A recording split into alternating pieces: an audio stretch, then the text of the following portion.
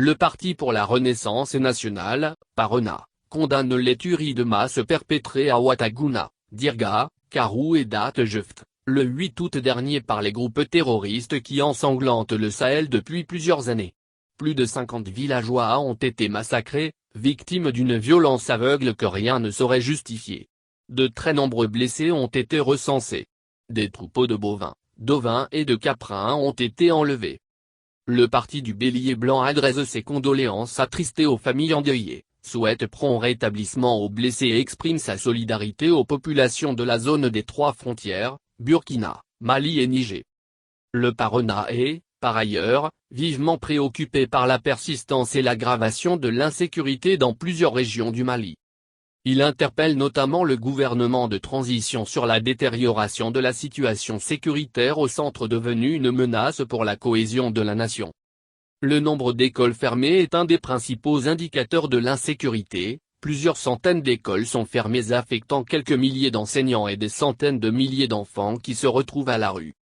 Plusieurs villages du centre du Mali sont coupés du reste du pays depuis le début de la saison des pluies. Sous blocus des groupes armés terroristes, les habitants de ces villages sont interdits de travaux champêtres et de toute forme de relation avec leurs voisins. Le bétail des paysans est emporté. Les femmes et les jeunes filles sont contraintes de porter le voile par des assaillants armés. Ces informations sont régulièrement portées à la connaissance des autorités civiles et militaires.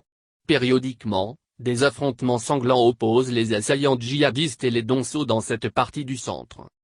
L'asphyxie des villages d'exploitants agricoles de l'Office du Niger aura des conséquences sur la production céréalière.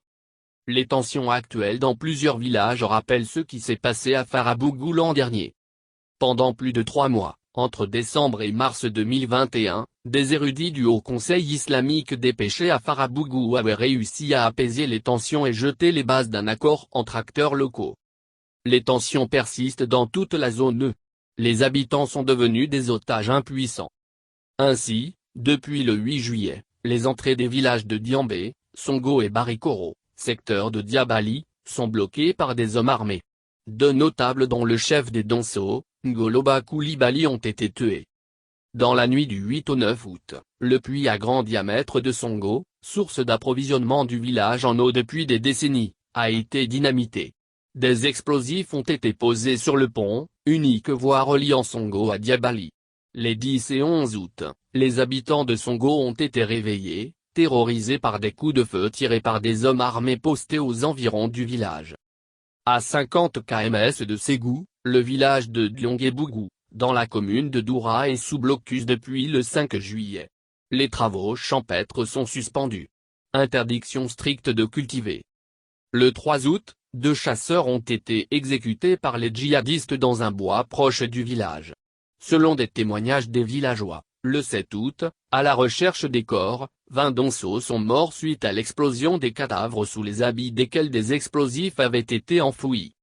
En exprimant sa solidarité avec tous les villages sous embargo, le PARENA en appelle au sursaut de toute la nation devant la farabouguisation rampante du centre qui risque de s'étendre à d'autres régions.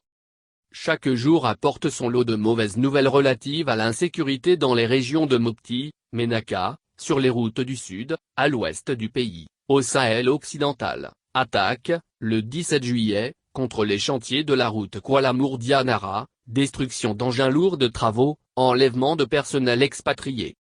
Le pays tout entier doit prendre la pleine mesure des dangers qui nous guettent.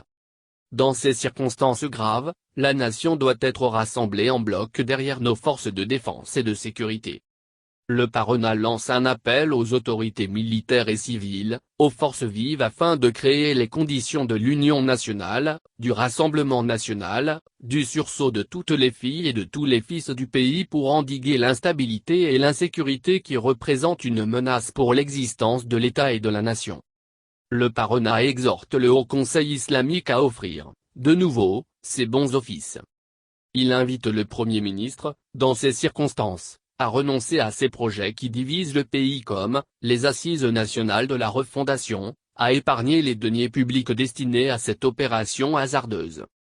Enfin, le Parena invite les autorités de la transition à se concentrer sur l'essentiel, la restauration de la légalité républicaine et constitutionnelle à travers la tenue d'élections crédibles sur la base d'un code électoral consensuel.